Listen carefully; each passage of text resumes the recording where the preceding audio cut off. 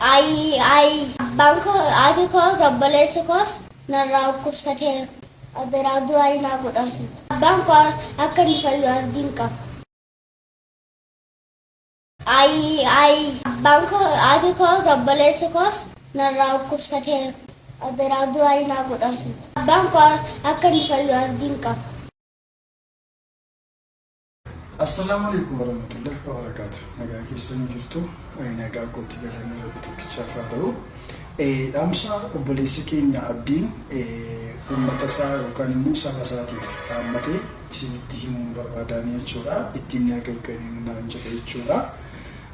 Inni tokkoffaa fi inni jalqabaa namoonni na gaafachuudhaan akkasumallee immoo maallaqa keessaniin na bukkee dhaabbattanii yookaan na cina dhaabbattanii hanga ammaatti na yaalchisaa jirtanii fi na jajjabeessaa jirtan biyya fagoo biyya dhiyoorraa immoo tiraanispoortii baastanii dhuftanii warri na gaafachaa jirtan gamanumaan guddaa godheen isin galateeffadha jechuudhaanii isiniif dabarseera.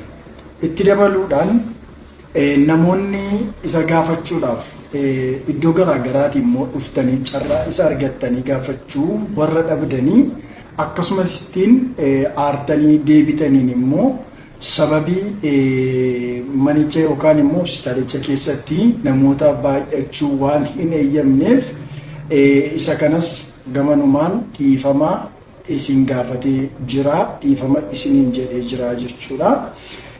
Itti aansuu fi itti fufee inni jiru ammallee immoo taanaan jedhe obboleessi keenya Abdii Raggaasaa yaaliin amma hammaatti argachaa jiru gaarii ta'ullee yookaan immoo fayyummaa koo yookaan haalli fayyaa kootii jijjiirama qabaatullee yaalii koo dhibbatti fayyuudhaaf yookaan immoo namummaa koo yookaan bifa koo sagala qabaatti deebi'uudhaaf carraa yaalaa biyya bakkee yookaan biyya Turkii irratti yaadamaa wanta jiruu fi kan ammoo raawwachuudhaa fi deeggarsa keessaniif du'aayin keessan waan na barbaachisuu fi du'aayinaa gochaa yookaan rabbiin naa kadhachaa akkasuma immoo dandeettii qabdanii fi humna qabdaniin na bira dhaabbattanii akkan deemee yaalamu jechuudhaan dhaamsa isaa immoo isiniif dabarsee jira jechuudha.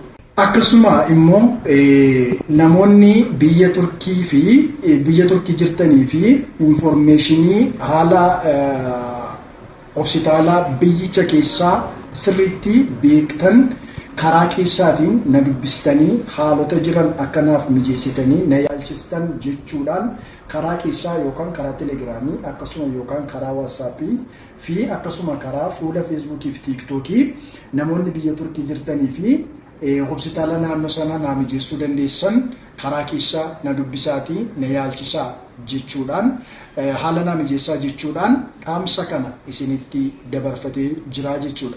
Egaa obboleessi keenya Abdiin haalota rakkisaa fi ulfaataa baay'ee hedduu isa mudate torban kana dandamate yoo jiraate illee amma sa'aatii kanatti yaalii biyya keessaa utuu hin taane yaalii biyya bakkee akka barbaachisu doktoroonni illee dubbatanii jiru.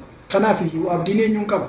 Abdiin uummata Oromoo fi macca guutuudha kan inni qabu. Kanaaf iyyuu uummanni biyya garaagaraa biyya keessaaf biyya bakkee jirtan obboleessa keenya Abdii yaalchifannee namummaa isaa duriitti yookaan immoo bifa isaa duriitti hojii isaatti illee akka deebi'u humna qabnuun bira dhaabbannee obboleessa keenya yaalchifanneetu wajjiniin haa jiraannu isiniin jedhaanii.